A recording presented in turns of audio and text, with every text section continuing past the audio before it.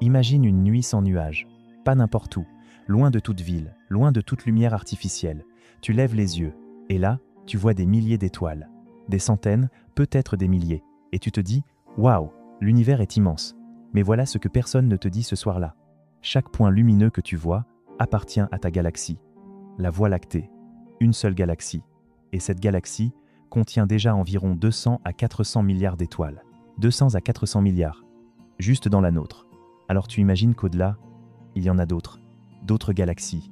Et là, la plupart des gens pensent « Oh, il doit y en avoir beaucoup. Quelques milliards peut-être. » Et c'est là que ça devient vraiment troublant. Parce que le vrai chiffre n'est pas quelques milliards. Et ce que les scientifiques ont découvert ces dernières années pour obtenir ce chiffre est encore plus déroutant que le nombre lui-même. Je dois commencer par quelque chose. Quelque chose que la plupart des gens croient vrai. Et qui est, en réalité, à moitié faux. Pendant très longtemps, des décennies entières, les astronomes avaient une réponse. Une réponse propre, claire, rassurante. Ils disaient « Il existe environ 200 milliards de galaxies dans l'univers observable. 200 milliards. » C'est le chiffre qu'on trouvait dans les livres scolaires, dans les documentaires, dans les articles de vulgarisation. Ce chiffre circulait partout. Et honnêtement, il était déjà vertigineux. 200 milliards de galaxies, chacune contenant des centaines de milliards d'étoiles. Mais voilà le problème. Ce chiffre était faux. Pas faux dans le sens inventé. Non. Il était basé sur des observations réelles, des données réelles, des calculs sérieux. Mais il était incomplet. Et cette incomplétude allait changer absolument tout ce qu'on pensait savoir sur l'échelle de l'univers. En 2016, donc très récemment, une équipe de chercheurs dirigée par l'astrophysicien Christopher Consellis de l'Université de Nottingham au Royaume-Uni a publié une étude qui a littéralement secoué la communauté scientifique mondiale. Leur conclusion ? Il n'existe pas 200 milliards de galaxies dans l'univers observable. Il en existe 2000 milliards, 2000 milliards, 2000 milliards de galaxies, dans la seule partie de l'univers qu'on peut observer. Rien que ça. Et... attends, comment est-ce possible ? On était si loin du compte ? Comment les astronomes ont-ils pu se tromper d'un facteur ? 10. Comment quelque chose d'aussi fondamental a-t-il pu nous échapper pendant aussi longtemps ? Et c'est là que cette histoire commence vraiment à devenir fascinante. Pour comprendre comment on a failli rater 2000 milliards de galaxies, je dis bien 2000 milliards, il faut revenir à une nuit précise. Une nuit qui a changé l'astronomie pour toujours. C'était en 1995. Le télescope spatial Hubble, lancé seulement 5 ans plus tôt, pointait ses instruments vers une région du ciel absolument vide. Vide. Un rectangle minuscule, situé dans la constellation de la Grande Ourse. Une zone du ciel si petite qu'elle représentait, un tout petit peu moins que la taille d'un grain de sable tenu à bout de bras. Vraiment. Cette zone ne représentait que 0,02% du ciel nocturne total. Et tu sais ce qu'on s'attendait à y trouver ? Rien. Ou presque rien. Quelques étoiles ? Peut-être. Des points isolés dans le vide. Hubble a fixé cette région pendant 10 jours. 10 jours complets d'exposition. Et quand les données sont revenues sur Terre, les astronomes n'en revenaient pas. Dans ce grain de sable dans le ciel, il y avait 3000 galaxies. 3000 galaxies dans une zone que personne ne regardait parce que personne ne pensait qu'il y avait quoi que ce soit à y voir. 3000 galaxies, avec chacune des centaines de milliards d'étoiles, dans un espace infime. Cette image a un nom. On l'appelle le Hubble Deep Field, le champ profond de Hubble. Et ce cliché, une simple photo, a radicalement transformé notre compréhension de l'univers. Parce que si dans ce minuscule coin de ciel, il y avait 3000 galaxies, alors en extrapolant à l'ensemble du ciel, le nombre total de galaxies visibles montait à environ 100 à 200 milliards. Et c'est de là que venait le chiffre qu'on a tous appris, 200 milliards. Ça semblait énorme, ça semblait définitif. Mais il y avait une faille dans ce raisonnement, une faille que personne n'avait encore pleinement mesurée. Voilà ce qu'on n'avait pas vu. Hubble est un télescope extraordinaire, mais il a des limites physiques, technologiques, intrinsèques. Et ces limites signifient qu'il ne peut pas voir certaines galaxies.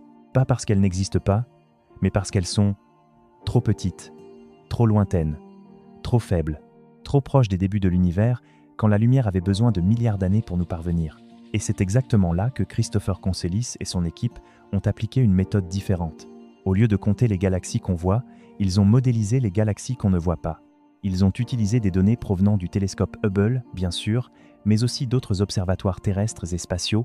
Ils ont analysé la distribution des galaxies à différentes époques de l'univers, parce que regarder loin dans l'espace, c'est regarder loin dans le temps. Chaque milliard d'années-lumière de distance correspond à 1 milliard d'années dans le passé.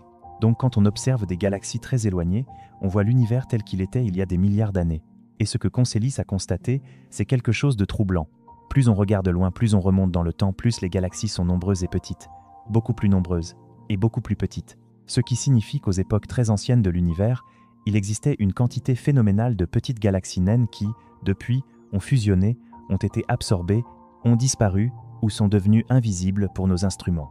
Et la conclusion de tout ça, en tenant compte de toutes ces galaxies qu'on ne voit pas encore, la densité réelle de galaxies dans l'univers est environ 10 fois supérieure à ce qu'on estimait. 10 fois, ce qui nous amène à ce chiffre, 2000 milliards. 2000 milliards de galaxies dans l'univers observable. Mais c'est là que la question se complique encore plus, qu'est-ce qu'exactement l'univers observable?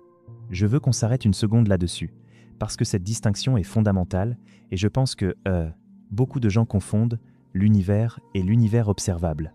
Et cette confusion, elle change tout.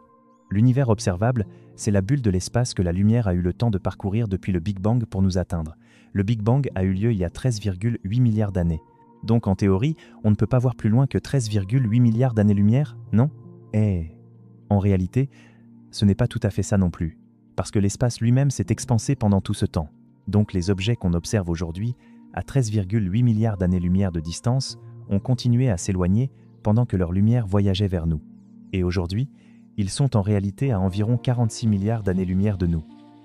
46 milliards, pas 13,8, 46. Le rayon de l'univers observable est donc d'environ 46 milliards d'années-lumière, ce qui donne un diamètre d'environ 93 milliards d'années-lumière. Et dans cette sphère immense, cette bulle d'espace-temps, il y a 2000 milliards de galaxies. 2000 milliards dans ce qu'on peut voir. Mais l'univers total, la partie qu'on ne peut pas voir, parce que la lumière n'a pas encore eu le temps de nous parvenir, pourrait être infiniment plus grand. Certains modèles suggèrent que l'univers total est au moins 250 fois plus grand que l'univers observable. D'autres modèles suggèrent qu'il est infini. Infini. Et là, franchement, mon cerveau humain décroche un peu. Le tien aussi, peut-être? Dis-moi en commentaire si tu arrives à vraiment visualiser ça. Parce que moi, honnêtement, chaque fois que j'essaye de vraiment saisir ce que infini veut dire, je me retrouve à fixer le plafond en mode complètement perdu. Mais revenons à ces 2000 milliards. Parce qu'il y a quelque chose qui me tracasse dans ce chiffre depuis le début. S'il y a 2000 milliards de galaxies, pourquoi en voit-on si peu? Pourquoi le ciel la nuit n'est-il pas entièrement illuminé de galaxies? C'est une question qui est en réalité bien plus vieille qu'on ne le croit. Elle a un nom. On l'appelle le paradoxe d'Olbers. Et il a été formulé pour la première fois au XIXe siècle par l'astronome allemand Heinrich Wilhelm Olbers. Son raisonnement était le suivant. Si l'univers est infini, et s'il est rempli d'étoiles dans toutes les directions, alors n'importe quelle ligne droite tracée depuis nos yeux vers l'horizon cosmique devrait finir par croiser une étoile. Donc le ciel entier devrait être aussi brillant que la surface du Soleil. Partout, dans toutes les directions. Un fond lumineux continu. Et pourtant, le ciel la nuit est noir. Pourquoi? Il y a plusieurs réponses à ça. La première, c'est que l'univers a un âge fini, 13,8 milliards d'années. Donc la lumière des galaxies les plus lointaines n'a pas encore eu le temps de nous parvenir. La deuxième raison, c'est l'expansion de l'univers. Les galaxies très éloignées s'éloignent de nous si vite que leur lumière est décalée vers le rouge, ce qu'on appelle le redshift, et devient invisible à l'œil nu, ou même aux instruments ordinaires. Mais voilà ce que je trouve fascinant dans ce paradoxe. Il nous rappelle que l'obscurité du ciel n'est pas un signe de vide, c'est un signe de limite. La limite de ce que la lumière peut faire, la limite du temps, la limite de notre horizon cosmique. Et cette limite cache 2000 milliards de galaxies, 2000 milliards de mondes, 2000 milliards de structures colossales, chacune contenant des centaines de milliards d'étoiles. Alors maintenant, je veux qu'on entre dans quelque chose de plus concret, parce que 2000 milliards, c'est un chiffre, juste un chiffre, et les chiffres astronomiques ont ce problème. Ils glissent sur le cerveau sans vraiment s'y accrocher. Alors essayons de rendre ça réel. La Voie lactée, notre galaxie, a un diamètre d'environ 100 000 années-lumière. Si tu voulais la traverser en voyageant à la vitesse de la lumière 300 000 km par seconde, ça te prendrait 100 000 ans. 100 000 ans à la vitesse la plus rapide possible dans l'univers. Et la Voie lactée n'est pas une petite galaxie. Elle est grande. Elle contient entre 200 et 400 milliards d'étoiles, je le redis parce que c'est important. Entre 200 et 400 milliards. Et pourtant, à l'échelle cosmique, elle est commune, banale. Une galaxie spirale barrée parmi des milliards d'autres. Maintenant, si tu multiplies ce genre de structure, une galaxie de 2 à 400 milliards d'étoiles par 2000 milliards, tu obtiens un nombre d'étoiles dans l'univers observable qui dépasse tout ce que le cerveau humain peut concevoir. On parle d'environ 2 fois 10 puissance 23 étoiles. 2 fois 10 puissance 23. Pour te donner une idée, c'est à peu près le même ordre de grandeur que le nombre d'atomes dans un grain de sable. Attends, non, je me suis trompé. Laisse-moi corriger ça. Le nombre d'atomes dans un grain de sable, c'est plutôt de l'ordre de 10 puissance 10 à 9 à 10 puissance 20. Et le nombre d'étoiles dans l'univers observable, c'est plus proche de 10 puissance 23 à 10 puissance 24.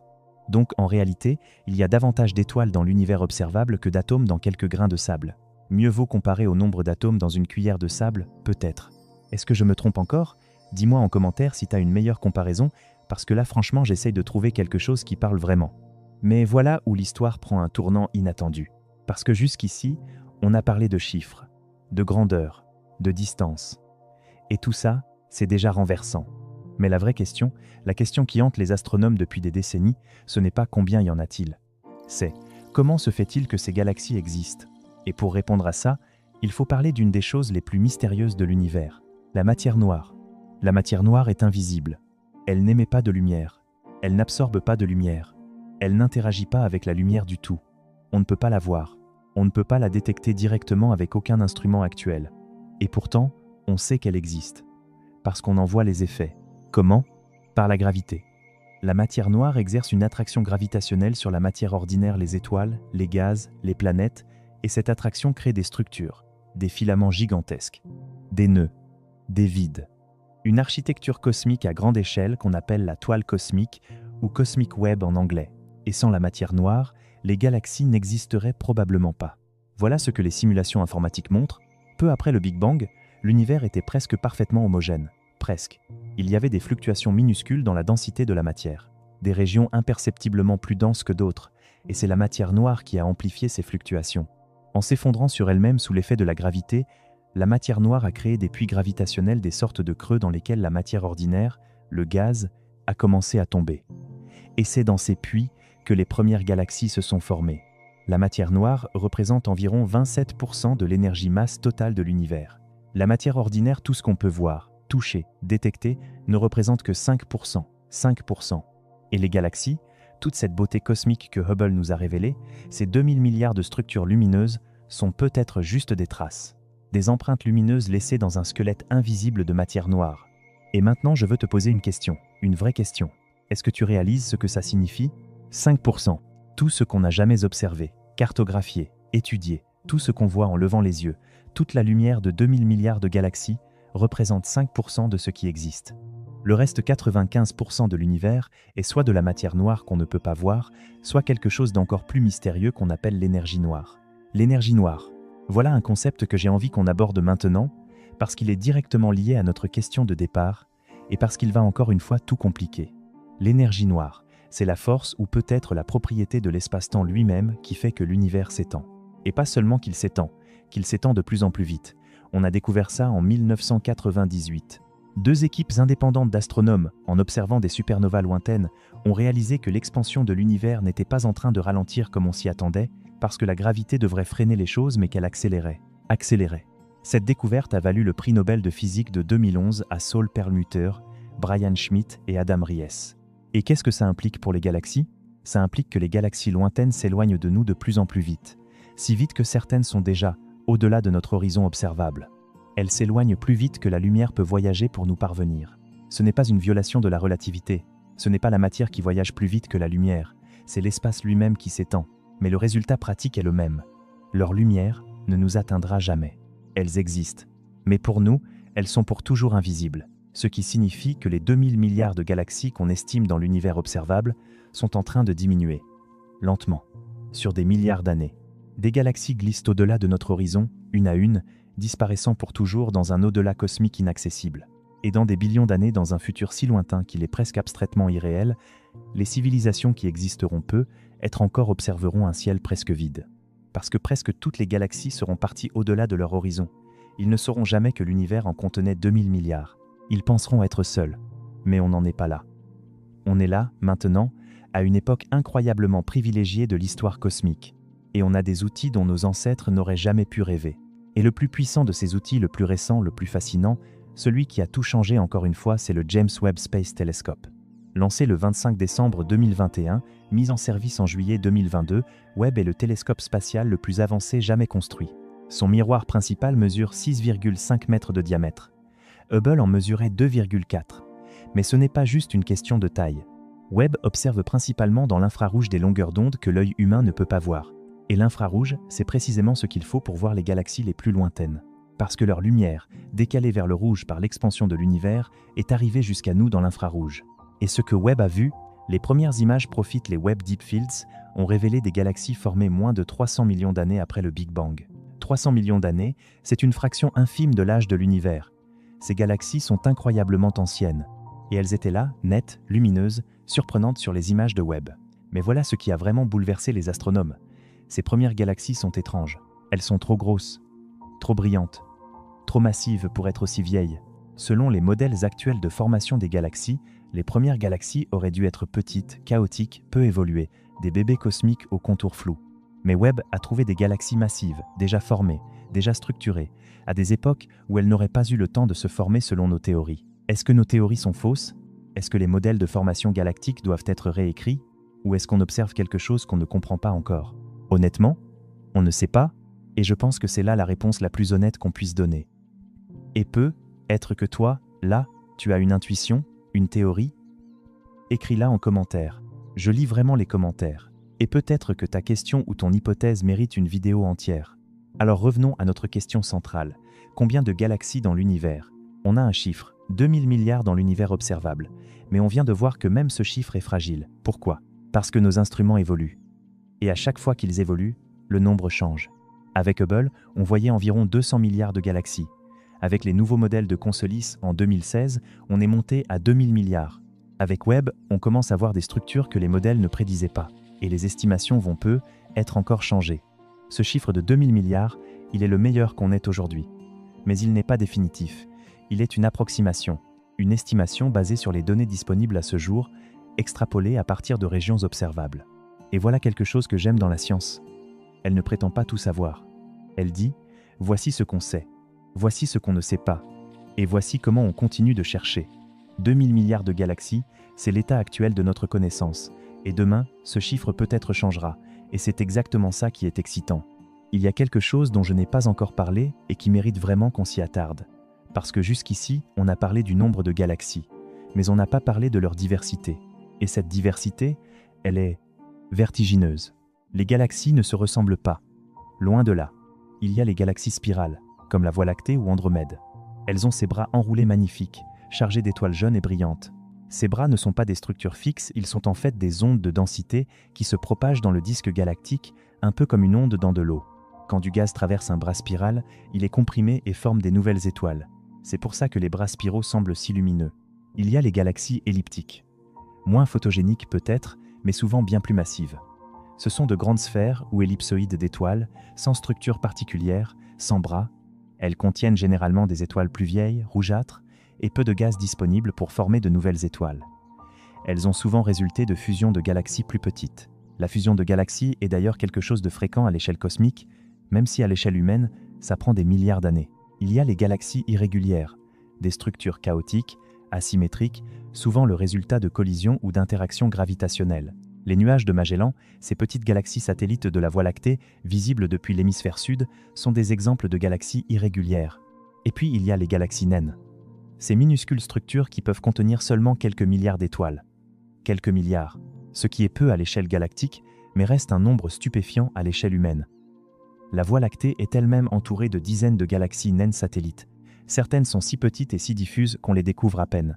Et selon le modèle de Consolis, ce sont précisément ces galaxies naines, trop nombreuses et trop faibles pour être détectées par Hubble, qui constituent l'essentiel de ce milliard, de ces 2000 milliards de galaxies. Et maintenant, voilà une question que je te pose directement. Parmi 2000 milliards de galaxies, combien contiennent des planètes? Combien abritent des conditions propices à la vie? Combien hébergent, en ce moment même, des êtres vivants qui eux aussi se posent des questions sur l'univers?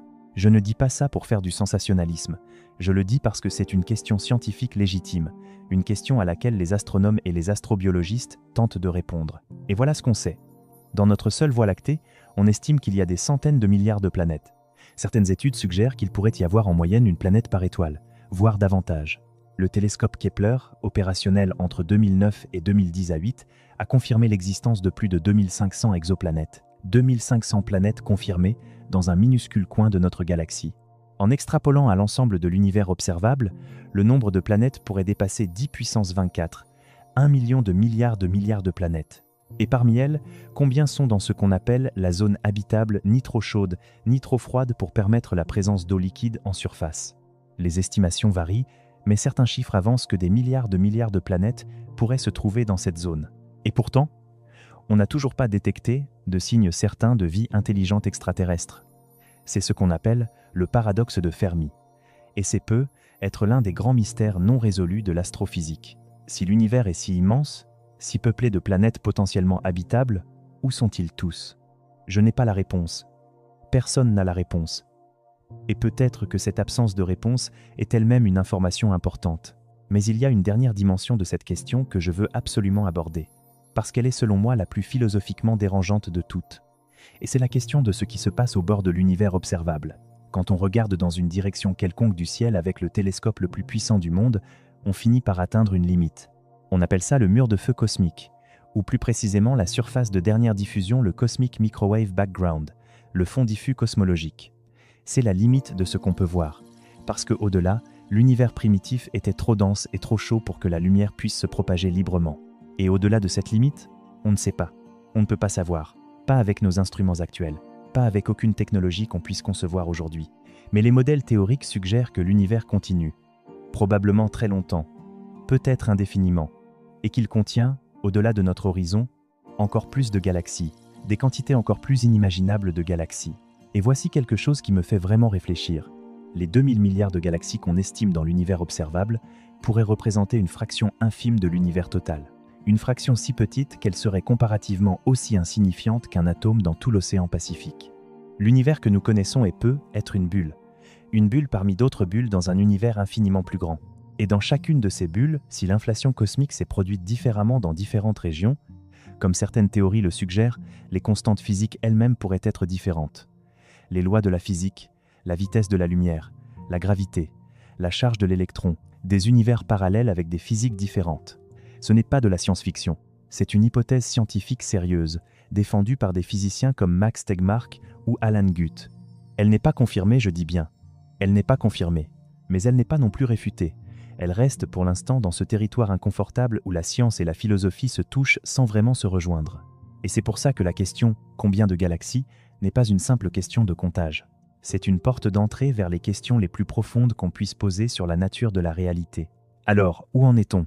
2000 milliards de galaxies dans l'univers observable. Un chiffre qui a décuplé en moins de 10 ans grâce à de nouvelles méthodes d'analyse. Un chiffre que Webb est en train de remettre en question, non pas en le réduisant, mais en complexifiant notre compréhension de ce qui le compose. Des galaxies qui se forment plus vite que nos modèles ne le prévoient. Des galaxies qui disparaissent au-delà de notre horizon à mesure que l'univers accélère. Des galaxies qu'on ne peut pas voir, pas encore, pas directement, mais dont on devine l'existence par leur impact gravitationnel ou par les limites de nos instruments. Et derrière tout ça, une matière invisible qui constitue 27% de l'univers et qui structure tout. Une énergie encore plus mystérieuse qui constitue 68% de l'univers et qui le fait accélérer. Et la matière ordinaire, tout ce qu'on n'a jamais vu, touché, étudié, célébré qui n'en représente que 5%. Je veux juste laisser ce chiffre résonner une seconde. 5%. Tout ce qu'on connaît, tout ce qu'on est. Chaque étoile qu'on n'a jamais nommée, chaque planète qu'on a imaginé habiter, chaque galaxie qu'on a photographiée. 5% de l'univers. Le reste est dans l'ombre. Et là, tu pourrais te dire, ok, mais tout ça c'est fascinant, mais à quoi ça sert vraiment de savoir combien de galaxies il y a? Et c'est une vraie question. Une question légitime, pas naïve du tout. Voilà ce que je pense. Comprendre le nombre et la distribution des galaxies, c'est comprendre l'histoire de l'univers, comment il est né, comment il a évolué, vers quoi il se dirige. Chaque galaxie est un chapitre de cette histoire. Et en les comptant, en les classant, en les observant à différentes époques cosmiques, on reconstruit le roman le plus long jamais écrit. Mais il y a quelque chose de plus personnel, de plus immédiat. Chaque atome de carbone dans ton corps a été forgé dans le cœur d'une étoile. Une étoile qui a vécu et qui est morte peut être il y a 5 milliards d'années, quelque part dans notre galaxie. Et cette galaxie, la Voie lactée, n'est qu'une parmi 2000 milliards d'autres. Tu es fait d'univers. Tu es un enfant de cette immensité. Et quand tu te poses la question combien de galaxies, tu n'es pas en train de regarder quelque chose d'étranger et de lointain. Tu es en train de te regarder toi-même. D'une certaine manière, peut-être que c'est pour ça que cette question ne nous lâche pas. Peut-être que c'est pour ça qu'on continue de construire des télescopes de plus en plus grands, de lancer des missions de plus en plus ambitieuses, de passer des nuits entières à analyser des données que personne d'autre ne regardera jamais dans les journaux du lendemain matin. Parce que derrière la question du nombre de galaxies, il y a une question plus ancienne encore. Une question que les humains se posent depuis qu'ils ont levé les yeux vers le ciel pour la première fois. Sommes-nous seuls? Et cette question-là, 2000 milliards de galaxies n'y répondent pas encore. Mais elles nous disent quelque chose d'important. Si la réponse est oui, nous sommes seuls, alors la vie, la conscience, la capacité à se poser des questions sur l'univers est la chose la plus rare et la plus précieuse qui ait jamais existé dans cet immense vide illuminé. Et si la réponse est non, alors quelque part, dans l'un de ces 2000 milliards de mondes, quelqu'un regarde en ce moment même dans notre direction et se pose la même question. Combien de galaxies? Peut-être non, peut-être même qu'ils ont déjà la réponse. Voilà où nous en sommes. Au bord de quelque chose de grand, d'une compréhension qui avance, qui se construit, qui recule parfois, qui se réécrit. La science n'est pas un livre fermé avec des réponses définitives, c'est une conversation ouverte, et tu y participes en te posant ces questions. 2000 milliards de galaxies aujourd'hui, peut-être plus demain. Peut-être un chiffre entièrement différent dans 20 ans, quand des télescopes qu'on ne peut même pas encore imaginer scruteront des coins de l'univers qui nous sont pour l'instant totalement inaccessibles. Ce mystère n'est pas une anomalie, ce n'est pas un bug dans notre compréhension de la réalité, c'est une invitation à continuer de regarder, à continuer de poser des questions, à continuer de rester curieux. Et peut-être que ce mystère, ce chiffre insaisissable, toujours en mouvement, toujours plus grand qu'on ne le croyait, n'est pas une exception dans l'histoire de l'astronomie. Peut-être que c'est une clé pour comprendre non seulement combien de galaxies existent, mais ce que signifie exister dans un univers d'une telle immensité. Dis-moi en commentaire, est-ce que ce chiffre de 2000 milliards te rend euphorique ou est-ce qu'il t'écrase? Est-ce que tu penses qu'on est seul dans tout ça? Et sinon, pourquoi penses-tu qu'on n'a encore rien entendu? Je suis vraiment curieux de lire vos réponses. Et si tu penses que je me suis trompé sur un point, un chiffre, une date, une interprétation, corrige-moi en commentaire. Je lis tout. Et n'oublie pas, la prochaine vidéo pousse encore plus loin.